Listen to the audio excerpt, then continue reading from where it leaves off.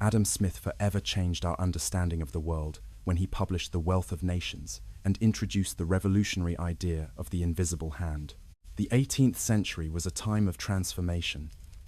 It was a century where the foundations of a new economic and social order began to consolidate. This moment in history was not simply a crossing between the feudal past and the industrial future. It was the fertile ground where one of the most powerful forces of modernity emerged, capitalism. During this century, Europe witnessed the rise of an economic system that would forever change how individuals related to work, commerce, and each other. It was an era of discoveries, innovations, and revolutions, but also of social tensions and inequalities.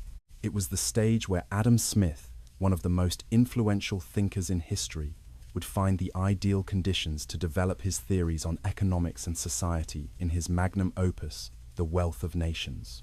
To understand how capitalism and the Industrial Revolution emerged in the 18th century, we must immerse ourselves in the historical context that saw them born. This period, especially in Europe and particularly in Great Britain, was marked by a series of political, economic, and technological transformations that laid the foundations of the modern world. These transformations did not happen in isolation. They were the result of a complex network of forces at play, from new forms of political organization to transoceanic trade routes that connected continents and cultures on an unprecedented scale. The old medieval structures were crumbling. In their place, a new class of entrepreneurs, industrialists, and merchants was rising, driving the economy into previously unexplored territories. At the beginning of that century, Europe was still in the last echoes of the feudal era. The landowning nobility dominated political and social life, and the economy was mostly based on agriculture.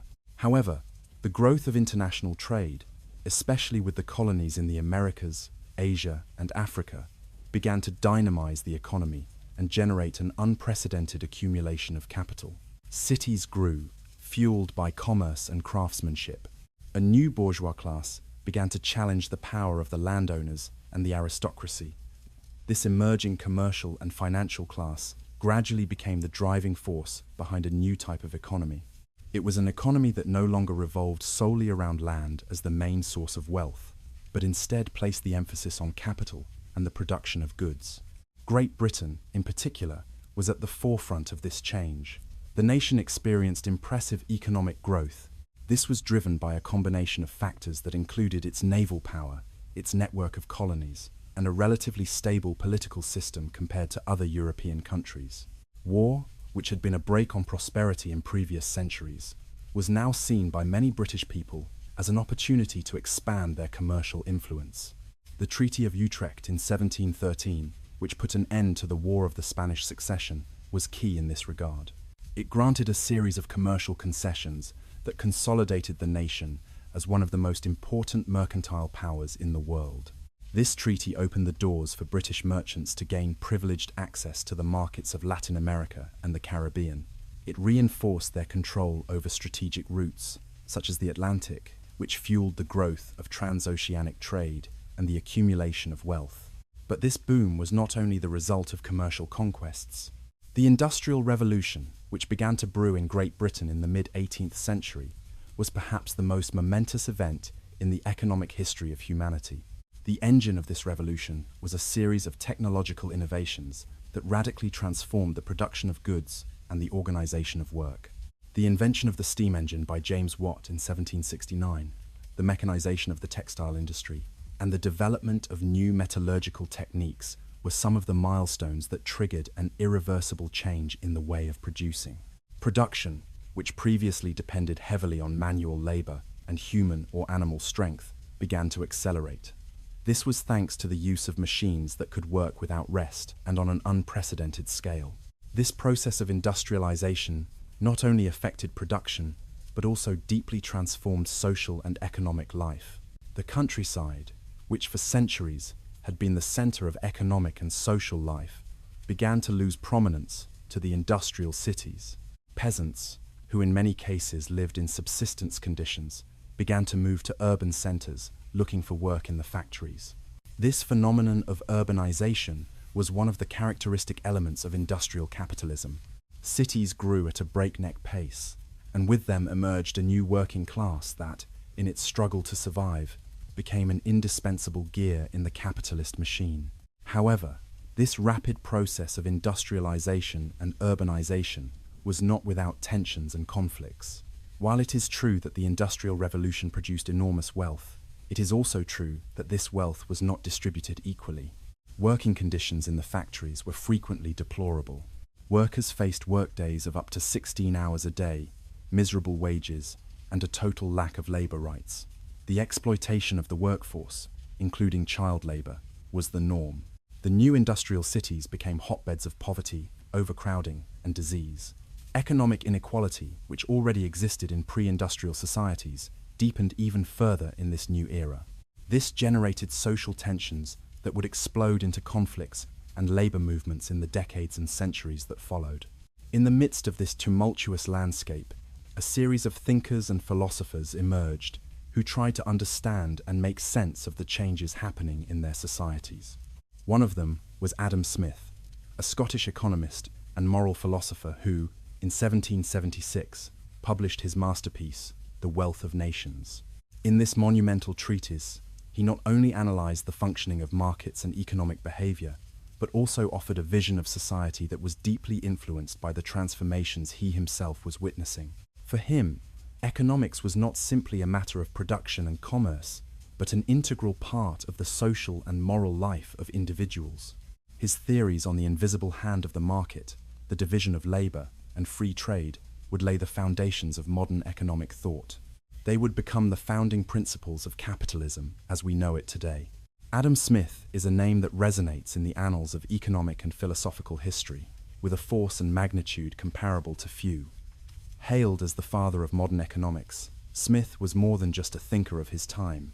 He was a visionary whose ability to see beyond immediate circumstances, and his theories on the market, morality, and society defined a new era of understanding about the economic world. But to understand who he was, it is not enough to look only at his intellectual contributions.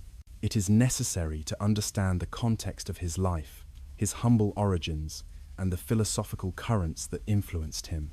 We must also look at the vibrant and tumultuous environment of 18th century Scotland, an era marked by both the Scottish Enlightenment and the political and economic transformation beginning to sweep across Europe. Adam Smith was born on the 16th of June, 1723, in the small and quiet town of Kirkcaldy, located in the Fife region, east of Scotland. He was the only child of Adam Smith Sr., a customs inspector, who passed away a few months before his birth, and Margaret Douglas, a woman who would play a fundamental role in his life.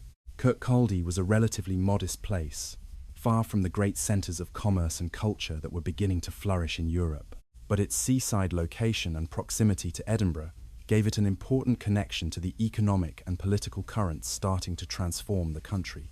18th century Scotland was immersed in significant changes. Just a few decades before Smith was born, in 1707, Scotland had formally united with England through the Act of Union, creating the Kingdom of Great Britain. This act not only united two nations into one political entity, but also propelled Scotland toward closer integration with the British market. This ultimately laid the groundwork for the economic and cultural growth that would define the country in the following decades. He grew up in a middle-class family. Despite not having significant wealth, his mother, Margaret, ensured that her son received a quality education. From an early age, Smith showed a brilliant mind and an introspective character, traits that would distinguish him throughout his life. It is said that since childhood, he had a natural inclination toward deep reflection and abstract thought.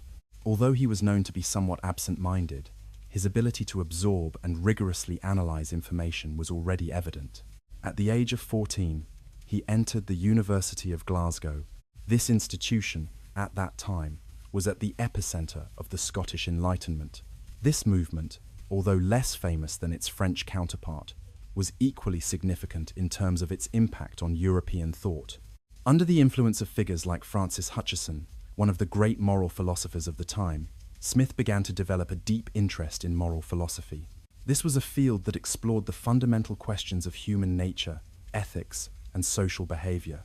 Hutcheson was particularly influential for Smith. He advocated for a philosophy that combined reason with human sentiments, suggesting that morality was not only based on rational calculations, but also on a natural inclination of human beings toward the well-being of others. This idea of an inherently social and empathetic human nature would be key in Smith's later reflections on economics and society. After completing his education in Glasgow, he continued his studies at the prestigious University of Oxford, where he enrolled in 1740 with a scholarship to study philosophy. However, his experience at Oxford was disappointing. Unlike the vibrant and progressive atmosphere of Glasgow, where professors encouraged critical thinking and intellectual innovation, Oxford was mired in a rigid and conservative academic environment. The old scholastic traditions still dominated the curriculum there. Smith, who was already a fervent defender of Enlightenment ideas, found the classes monotonous and archaic. He soon began dedicating more time to his self-taught studies. During this period, he read extensively the works of contemporary philosophers and economists. He became familiar with the theories of figures like John Locke, David Hume, and the authors of the British liberal tradition. They promoted ideas about individual freedom, limited government, and the importance of commerce in social well-being. After returning to Scotland in 1746, following 6 years at Oxford, he began to earn a reputation in the intellectual circles of Edinburgh and Glasgow. In 1751, he was appointed Professor of Logic at the University of Glasgow, and shortly after, in 1752, he took the chair of moral philosophy. This position would be crucial for the development of his thought.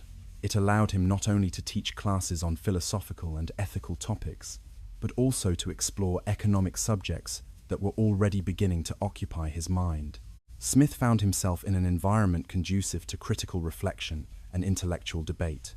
The University of Glasgow, under the leadership of professors like Hutcheson and later Smith, became a centre of the Scottish Enlightenment. It was a place where ideas about freedom, progress, science, and morality were discussed. During this period, he became part of the philosophical and political discussion circles flourishing in Scotland.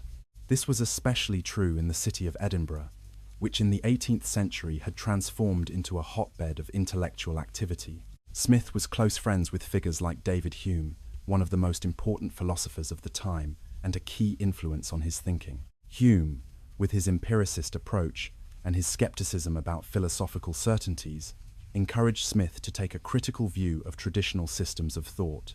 He inspired Smith to develop a more pragmatic and scientific perspective on morality and economics.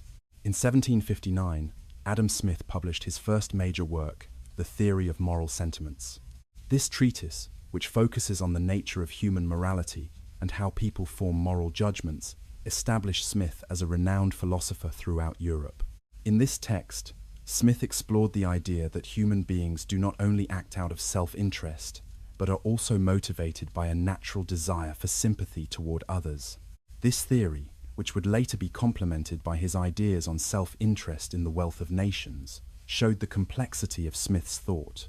On the one hand, he believed in the importance of individual and rational behavior, but on the other, he recognized that social bonds and empathy played a crucial role in human behavior.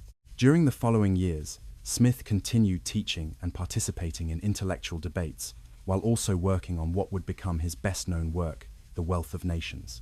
In 1763, Smith left his position at the University of Glasgow to become the tutor for the young Duke of Buccleuch. This gave him the opportunity to travel through Europe and meet firsthand some of the great thinkers of the time, including the French physiocrats like François Quesnay. These economists advocated for an economy based on agriculture and saw in laissez-faire a solution to the economic problems of their time. They deeply influenced Smith's ideas on free trade and the role of the state in the economy. Finally, in 1776, Smith published An Inquiry into the Nature and Causes of the Wealth of Nations. It was a monumental work that not only defined his legacy, but also marked the beginning of economics as a discipline separate from moral philosophy. In this text, he developed his theory of free markets, arguing that the pursuit of self-interest, when carried out in a context of competition and freedom, produces beneficial results for society as a whole.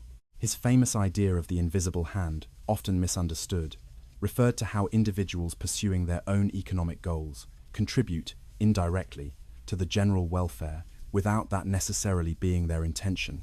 For Smith, the market had a natural order, a balance that, if undisturbed by state intervention or monopolies, would lead to prosperity and progress. Throughout the last years of his life, he witnessed how his ideas began to influence the economic and political thought of his time.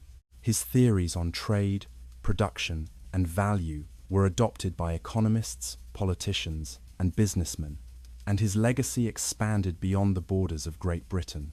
Although he never married or had children, he lived his final years in Edinburgh under the care of his mother, dedicating himself to revising his writings and participating in intellectual debates with close friends like Hume. He passed away on the 17th of July, 1790, at the age of 67. The capitalist philosophy that has shaped the modern global economy did not emerge spontaneously or in isolation. Its origin is the product of an intertwining of ideas and philosophical, economic, and political currents that matured over several centuries. At the center of this evolution is classical liberalism, a current that defended individual freedom, private property, and open markets. Classical liberalism arose as a response to feudal and mercantilist restrictions. It defends the idea that human beings are free agents who must have the ability to pursue their own well-being without external interference. In the economic realm, this meant that markets should be free of state regulations, allowing supply and demand to determine prices and the distribution of goods. One of the most influential intellectual groups in Adam Smith's thinking was the French physiocrats. Emerging in the 1750s, they were the first to develop a systematic economic theory that moved away from the dominant mercantilism of the time. Their main contribution was the idea that a nation's wealth was not based on the accumulation of gold and silver, as the mercantilists argued, but on agricultural production. For the physiocrats, land was the source of all wealth, and any attempt to regulate or control production and trade was harmful to the economy. The leader of the physiocrats, François Quesnay, developed the theory of natural order. According to this theory, the economy should be governed by natural laws that human beings should not interfere with.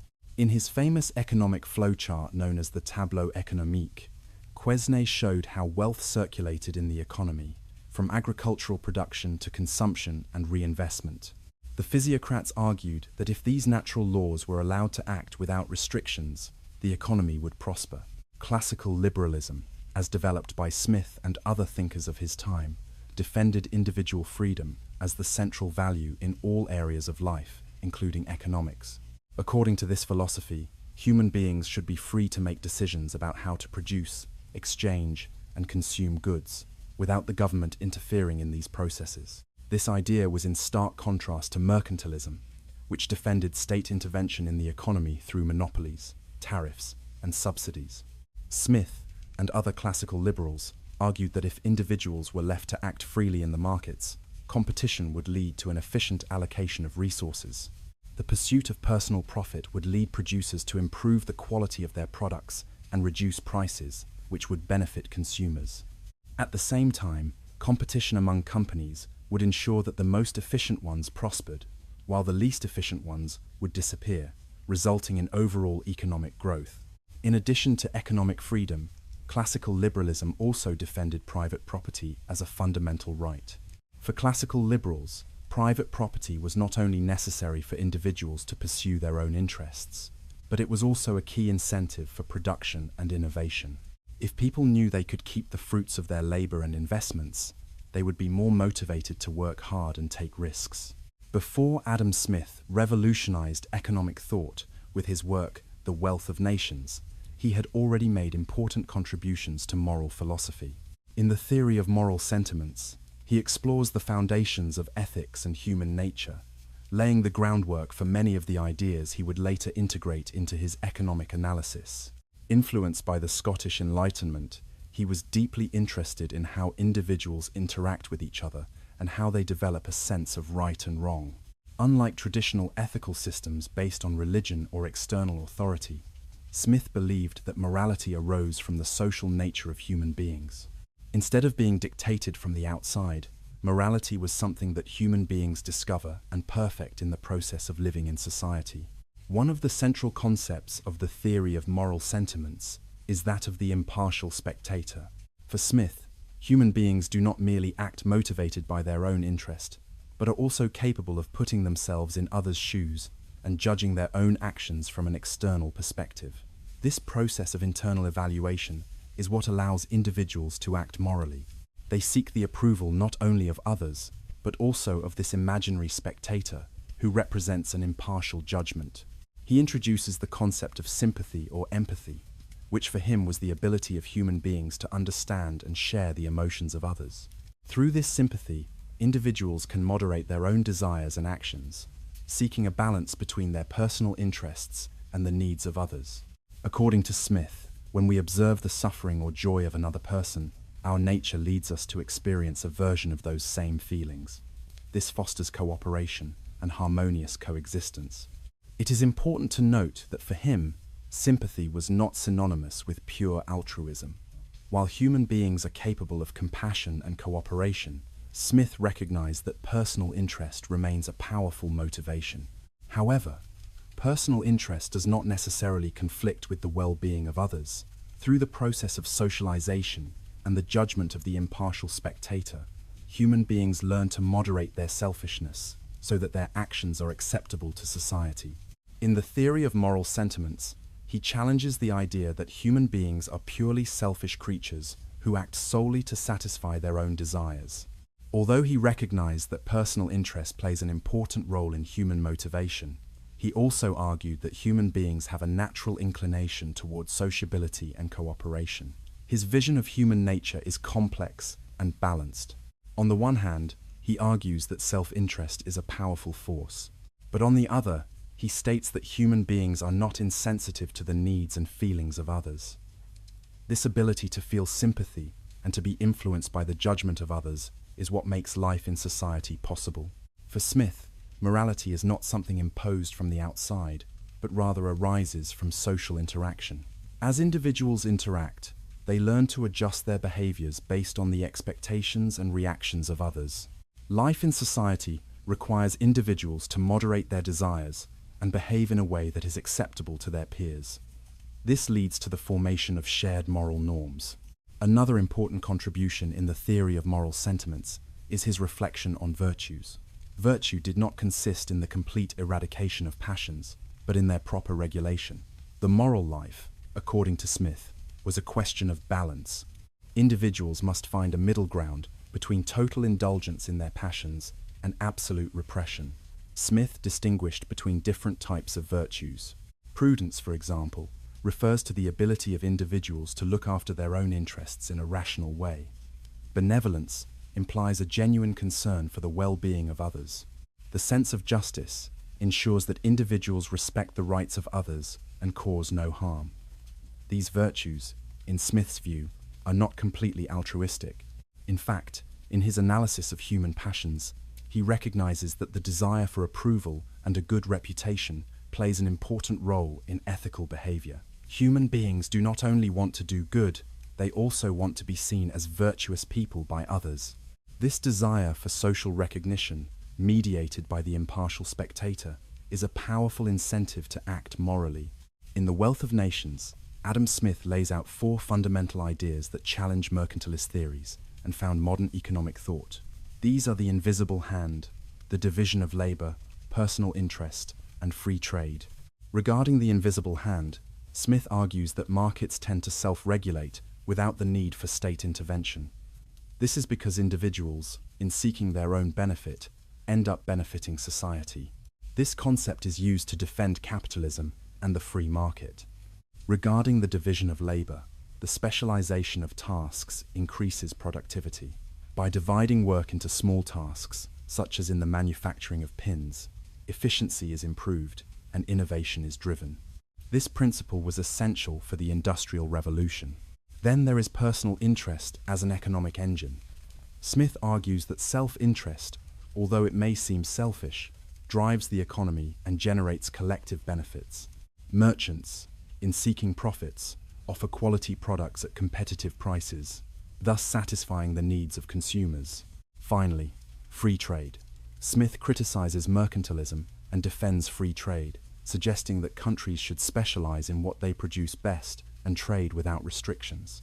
This allows nations to prosper through cooperation and voluntary exchange, benefiting both producers and consumers. The publication of The Wealth of Nations in 1776 revolutionized economic thought. It challenged mercantilism and redefined the role of the state in the economy. Adam Smith introduced concepts that fueled the development of capitalism, influencing policies that still persist today. Smith argued that economies prosper when markets are allowed to operate without state intervention, favoring laissez-faire. This influenced countries like the United Kingdom and the United States, which in the 19th century adopted free trade. This in turn fostered economic growth and international trade. Free trade also replaced the accumulation of wealth as the primary goal of economies. It promoted specialization and the exchange of goods to achieve prosperity. The comparative advantage developed later by David Ricardo, building on Smith's ideas, consolidated free trade as key to global growth. However, Smith's ideas faced resistance, especially among those who benefited from the mercantilist system. Defenders of mercantilism and many governments saw the reduction of state intervention as a threat to their local industries. They feared that foreign competition would weaken their economies. Despite the initial resistance, Smith's ideas found followers among those who advocated for economic freedom and market-based growth. Economists like Thomas Malthus and David Ricardo expanded and refined Smith's ideas, integrating them into their own theories. Even political philosophers like John Stuart Mill were inspired by his work to develop theories about freedom and individual rights in society. Nevertheless, Smith was not exempt from criticism. One of the most debated points was his concept of the invisible hand. Some argued that the pursuit of self-interest could, in certain cases, lead to harmful results, such as monopolies or labor exploitation. These concerns led to debates about the extent to which the state should intervene in the economy to correct market failures.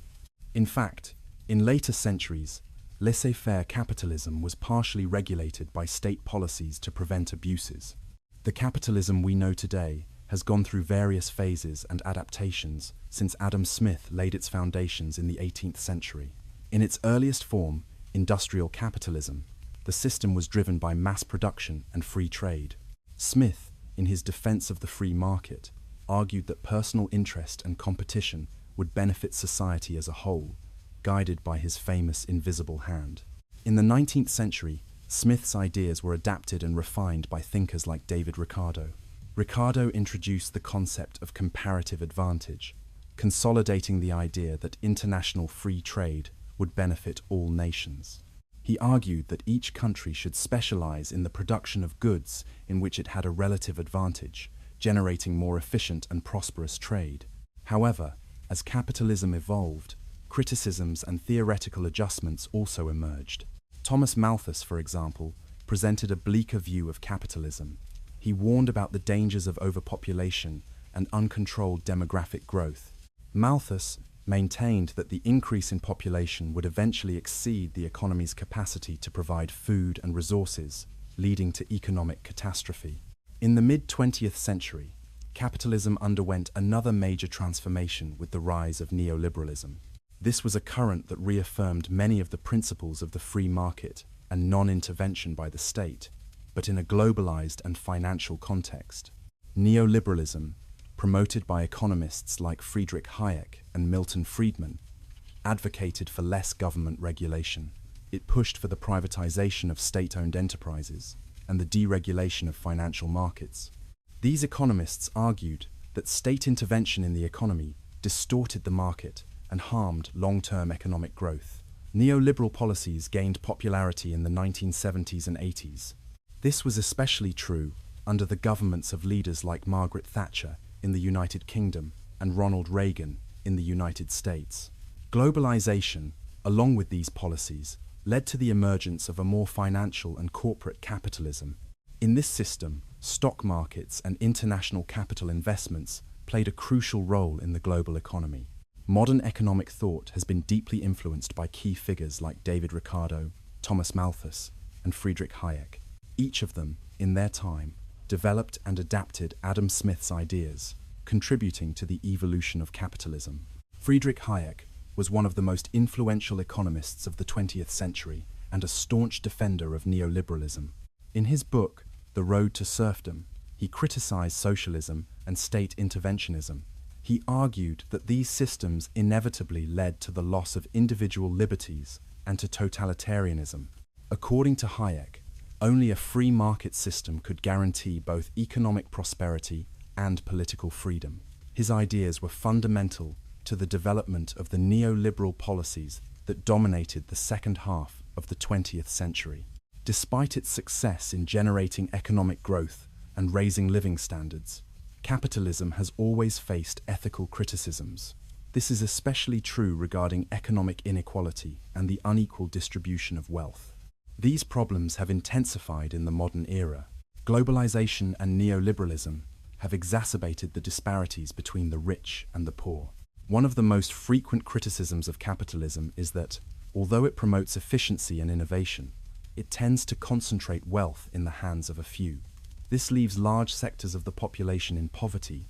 The thinker Karl Marx was one of the first to criticize this dynamic. He argued that capitalism was inherently designed to benefit the capitalists at the expense of the workers.